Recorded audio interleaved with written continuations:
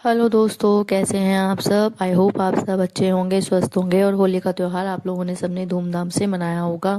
दोस्तों, त्यौहार तो चला गया है लेकिन थकान अभी भी ख़त्म नहीं हुई है। आप लोग सब इस चीज़ से रिलेट कर पा रहे होंगे क्योंकि सबकी थकान अभी भी वैसे के वैसे ही होगी, क्योंकि त्यौहार आता एक दिन के लिए है और थकान काफ़ी सारे दिन की छोड़ कर जाता है, क्योंकि हम लोग तैयारियां बहुत दिन से कर रहे होते हैं तो वो एक दिन में नहीं ख़त्म होती।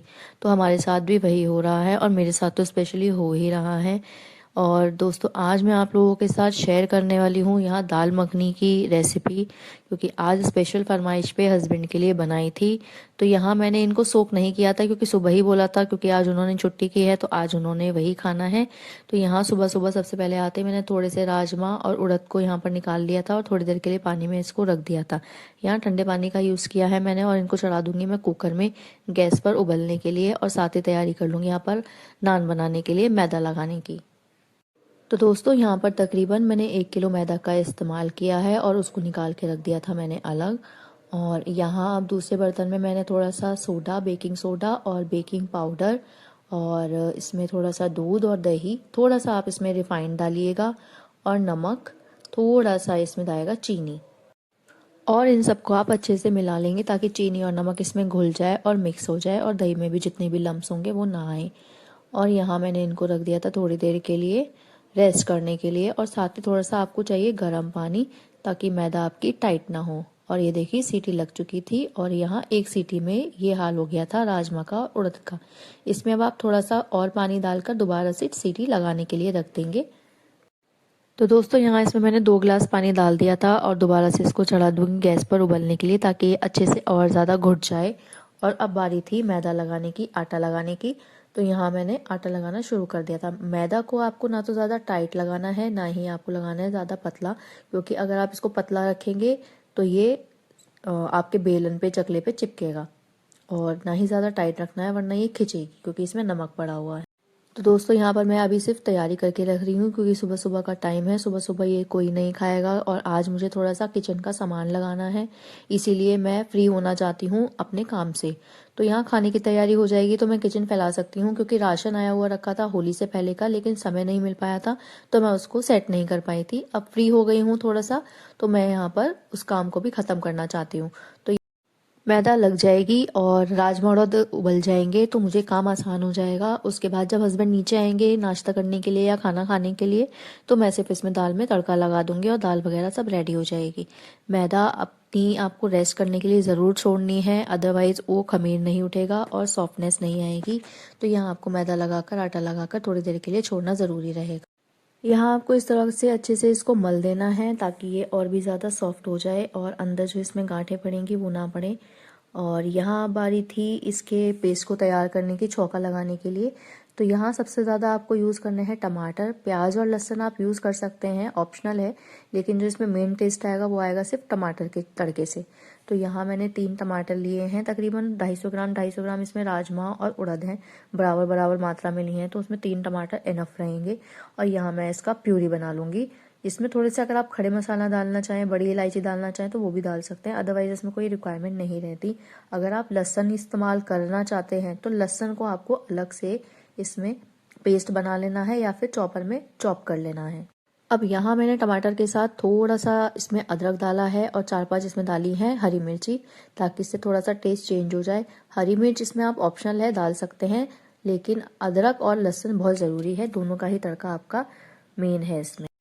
टमाटर की प्यूरी बन चुकी थी और अब बारी थी लहसुन छीलने की और प्याज छीलने की। अब मैं इन्हें चॉपर में चॉप कर दूंगी। जल्दी जल्दी काम खत्म हो जाएगा मेरा, ये वाला सारी तैयारी रहेगी तो जब वो आएंगे नीचे तो मुझे इतना ज़्यादा मेहनत करनी नहीं पड़ेगी इंस्टेंट, और मैं अपना काम आराम से कर पाऊंगी। सारी चॉपिंग ऑलमोस्ट हो चुकी है और अब मैं फ्री हूँ अपने काम के लिए, ताकि मैं निश्चित होकर जो भी मैं काम फैलाना चाहती हूँ फैला लूँगी। अकेले ही करना है इसलिए मुझे थोड़ा सा टाइम ज़्यादा लगेगा, लेकिन अभी फ़िलहाल सिर्फ राशन भरना है, सफाई में बाद में करूँगी। और ये देखिए उड़द राजमा भी गए हैं गल, और अब मेरा काम हो चुका था ऑलमोस्ट ख़त्म और मैं अपना काम फैला सकती थी। और अभी इंस्टेंट ये वॉशिंग मशीन आई है। मेरी जो पुरानी वाली वॉशिंग मशीन थी उसका कोई पार्ट ख़राब था, मिसिंग था, वो मिल नहीं रहा है मार्केट में, तो हस्बैंड ने अब ये वाली मशीन ली है। सेम ही कंपनी की है, लेकिन पहले वाली मेरी 9.5 किलो की थी, लेकिन ये अभी 7.5 किलो की आई है। तो अभी इसकी मैंने अनबॉक्सिंग नहीं करी है, इसके फंक्शंस मैं आप लोगों के साथ शेयर करूंगी। और यहाँ मैं आ गई थी वापस से अब किचन में, क्योंकि अब मुझे राशन भरना था, दालें वगैरह भरनी थी। और डब्बे अभी कुछ दिन पहले ही साफ़ किए थे, तो अभी साफ़ मैं नहीं करूँगी, सिर्फ रफली इनको पोंछ दूँगी गीले कपड़े से, ताकि ये साफ़ दिखें और राशन भी आराम से भर जाए इसमें। अब यहाँ मैंने क्या किया है, जिस दिन मैं राशन लेने के लिए गई थी, मतलब हम लोग गए थे, मैं और भाभी, तो हम लोग सदर से लेकर आए थे। मेरठ में एक लोकेशन पड़ती है, तो वहाँ पर से हम लोग लेकर आए थे ये सामान। अब यहाँ मैंने क्या किया था कि जो जो सामान पहले से रखा हुआ था और अच्छी क्वांटिटी में था, तो वो तो मैंने लिखा है, लेकिन थोड़ा कम क्वांटिटी में लिखा है, क्योंकि जो पुराना वाला रखा है वो अब डब्बों में भर जाएगा। तो फिर स्टॉक के लिए थोड़ा सा सामान होना भी ज़रूरी है कि इंस्टेंट अगर ख़त्म हो जाए तो आप लोगों के पास सामान हो। तो यहाँ पहले मैं वही सामान चेक कर रही हूँ, ताकि जो पुराना सामान है, पुरानी दालें हैं, वो मैं डब्बे में डाल सकूँ, और जो नई दालें आई हैं वो एज इट इज़ मैं पैक करके रख पाऊँ। तो अब मैंने यहाँ पर क्या किया है, जितने भी मेरे पास 5 किलो के डब्बे थे उनमें से सामान निकाल लिया है, क्योंकि इसमें कुछ ओपन पैकेट्स भी रखे थे और कुछ पैक्ड पैकेट भी रखे थे पुराने, तो उनको मैंने निकाल लिया है। और अब उनको मैं भरना शुरू कर दूंगी देख देख कर। एक साथ मैंने सब कुछ नहीं फैलाया है, सिर्फ ये 4 डब्बे खोले हैं, ताकि मेरे लिए भी आसानी हो और काम ज़्यादा ना फैले। ध्रुव क्योंकि अभी यहीं पर ही घूम रहा है, आप लोगों ने देखा भी होगा, अभी मेरे पास स्लैब पर ही बैठा था, तो उसने सामान फेंकना शुरू कर दिया था, तो मैंने उसको भगा दिया है अभी फिलहाल यहाँ से। मैं यूजुअली सामान फ्लिपकार्ट से, ग्रॉसरी वाले ऑप्शन से मंगाती हूँ, आ भी जाता है जल्दी और जाने की ज़रूरत भी नहीं पड़ती। इन केस अगर आपके पास टाइम नहीं है तो आप सामान वहाँ से मंगा सकते हैं, क्वालिटी भी अच्छी आती है और आपको पैकेट्स खोलने की ज़रूरत भी नहीं पड़ती, क्योंकि अगर आप लोकल मार्केट से लेते हैं तो वो पैक करके नहीं देते आपको, वो आपको एक पॉलीथीन में बांध के दे देंगे और आप लेके आ जाएंगे और उसको रखना पड़ेगा। लेकिन पैकेट फूड का यही है, पैकेट दाल में और सामान में यही फ़ायदा रहता है कि आपको अगर ज़रूरत नहीं है तो वो बंद ही रहेंगे, उसमें घुन वगैरह नहीं लगते अगर आपके पास सामान खुला हुआ नहीं है तो। लेकिन इस बार होली का सामान भी एक्स्ट्रा आना था, कुछ सामान ऑनलाइन नहीं मिलते हैं, कुछ महंगे मिलते हैं, तो इस बार हम लोगों ने सोचा कि हम लोग खुद ही जाकर देख कर आएंगे कि सामान कैसा मिल रहा है मार्केट में। अदरवाइज सेम दुकान से ही 1-1.5 साल पहले ध्रुव के नामकरण में सामान आया था, मैं सामान उन्हीं से ही मंगाती हूँ, लेकिन इस बार सामान काफ़ी टाइम बाद आया है, हम लोग लेकर आए हैं। तो अभी फ़िलहाल यही है कि जो काम मैं कर रही हूँ ये ख़त्म हो जाएगा, उसके बाद मैं दूसरा काम छेड़ दूंगी। राशन भरने का सबसे अच्छा तरीका यही रहता है कि ग्रोसरी स्टोर जाने से पहले आप अपनी रसोई को ही चेक करें, और जो जो सामान है और जो सामान नहीं है वो दोनों अलग अलग आप लिखते जाएं। और डिब्बों का अगर आप इस्तेमाल कर रहे हैं तो ऐसे डिब्बे यूज़ करिए जो आपको मतलब पारदर्शी हों या फिर ट्रांसपेरेंट बॉक्स हों, उसमें दिख सके कि आप कैसा सामान रख रहे हैं, किस तरह से रख रहे हैं, कितना सामान बचा हुआ है, वो आप उसमें आराम से देख पाएंगे। डब्बे आप बड़े यूज़ कर सकते हैं, जैसे भी आपकी सहूलियत हो आप उस हिसाब से डब्बे वगैरह यूज़ कर सकते हैं। और रही बात अनाज की, तो अनाज को स्टोर करने के लिए आपको एयर टाइट कंटेनर यूज़ करने चाहिए।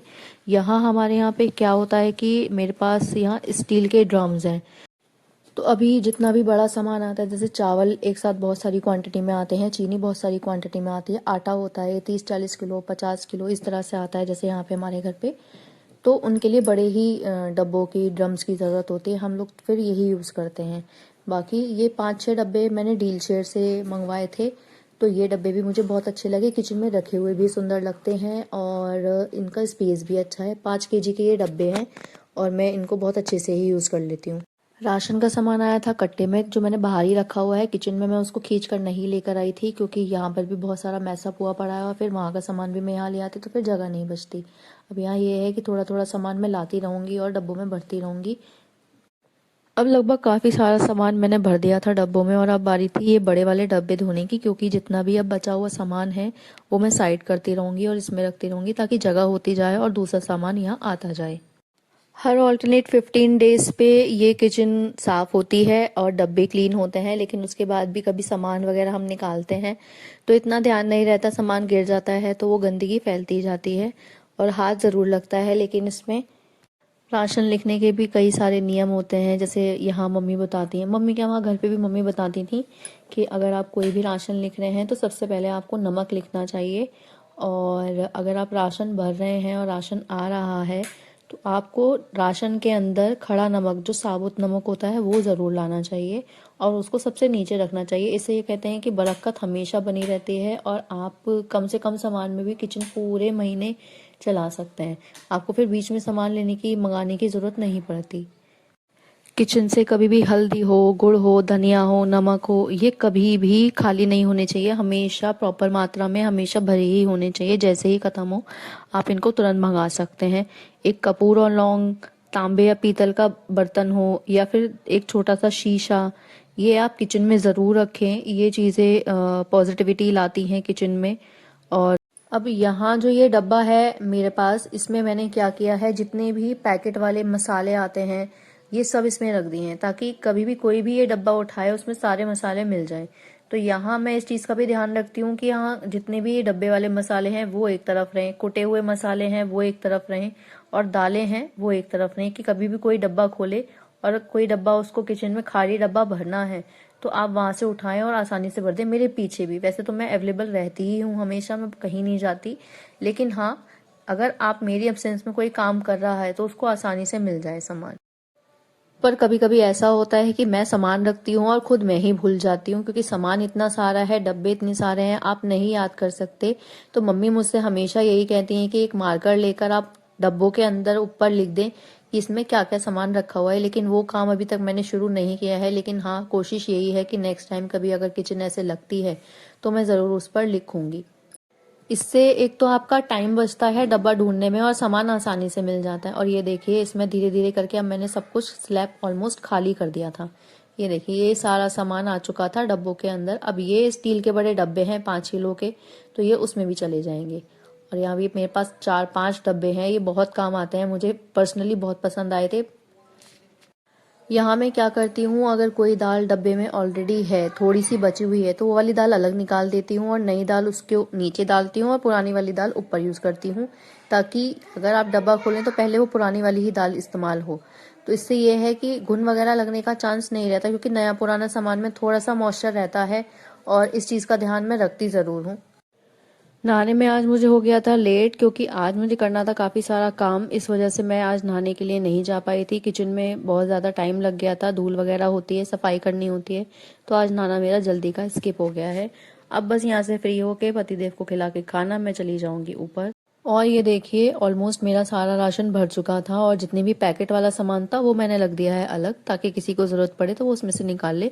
मैंने कोई भी पैकेट ओपन नहीं किया है ताकि वो ख़राब ना हो जाए, क्योंकि खुले हुए पैकेट में घुन लगने का, कीड़े लगने का, सूंडी लगने का डर रहता है। तो यहाँ मैंने कोई भी पैकेट एक्स्ट्रा खोला नहीं है, जितना ज़रूरत था मैंने उतना ही खोला है, चाहे एक पैकेट में ही, चाहे वो कितना डब्बा भरा हो या ना भरा हो। मैंने दूसरा पैकेट खोला नहीं है उसको एक्सेस करने।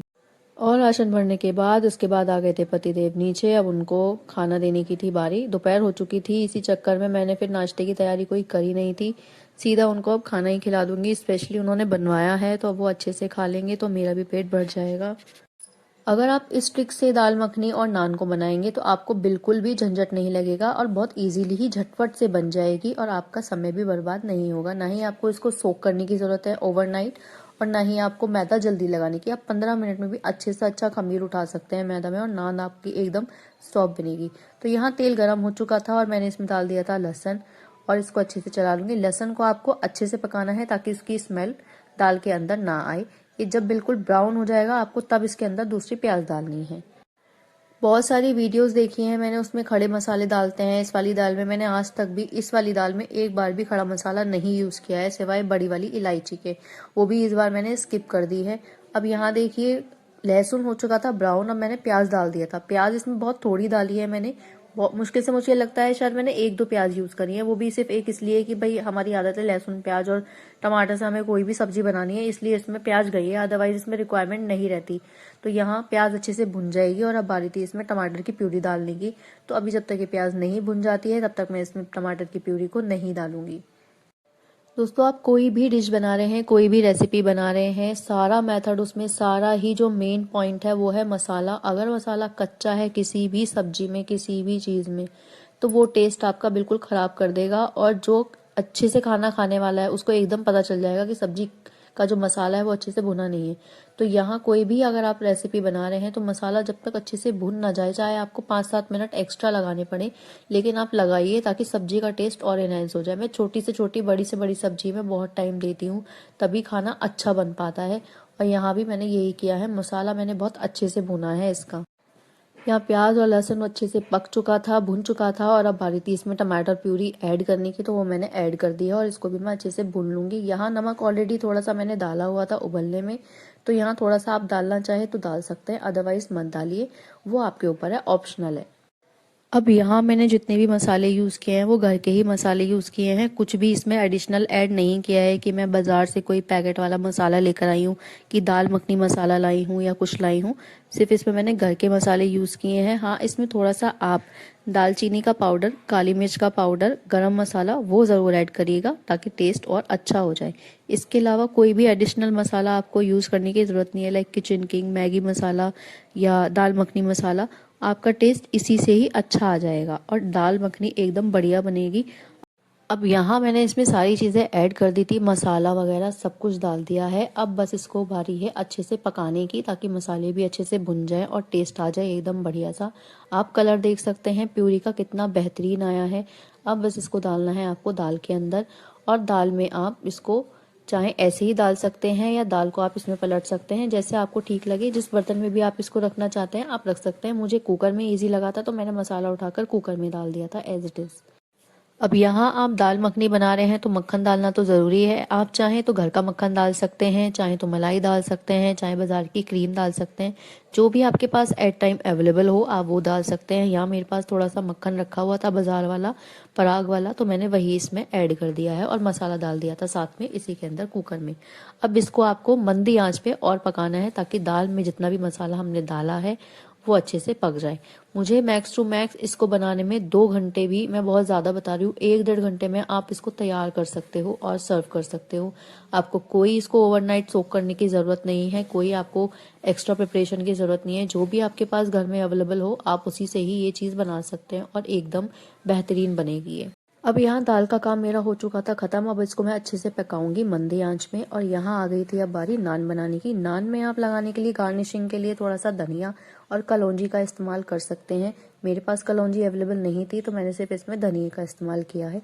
और अब यहाँ पर मैं नान बनाने के लिए यूज़ करूँगी तवा। लोहे का तवा आप यूज़ कर सकते हैं। आपके पास अगर नॉन स्टिक पैन है तो आप नॉन स्टिक पैन में या नॉन स्टिक तवे पे भी बना सकते हो, लेकिन यहाँ पर मैं बिल्कुल सिंपल तरीके से बनाती हूँ। तवे के ऊपर जो भी मेरे पास सामान घर पे है, जो भी मेरे पास बर्तन है, मैं उसी पे ही बनाती हूँ। कोई एक्स्ट्रा तंदूर या मेरे पास कोई बारबेक्यू नहीं है इसको बनाने के लिए। और यहाँ मैंने तवे का ही इस्तेमाल किया है। आप चाहें तो 5 लीटर का जो कुकर होता है उसमें भी बना सकते हैं इसको। 5 लीटर के कुकर में आप इसको साइड में लगाएंगे तो एक साथ तकरीबन 4 से 5 नान आपकी आराम से बन जाएंगी और आप उसको उसी में ही सेक सकते हैं। 1 साइडेड आपका उसमें सिक जाएगा और सेकंड साइड से आपको उसको गैस पे सेकना पड़ेगा। तो कुकर में भी बना सकते हैं, मैं यहाँ पे तवे का इस्तेमाल कर रही हूँ।